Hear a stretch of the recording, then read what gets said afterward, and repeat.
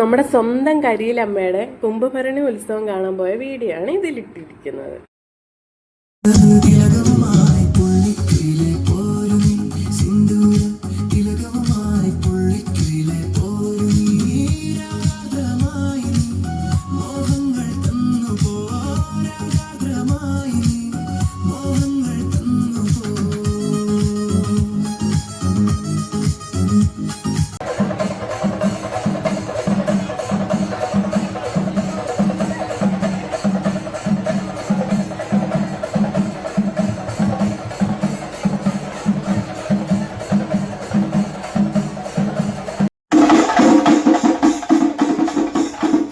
ഉത്സവമൊക്കെ നമ്മൾ അടിച്ചു പൊളിച്ച് വളരെയധികം സന്തോഷത്തിലായിരുന്നു. എന്നാലും ഒരു ചെറിയ വിഷമം കൂടെ ഉണ്ട്, ഇന്ന് ഉത്സവം തീരുവാണല്ലോ എന്നുള്ളത്.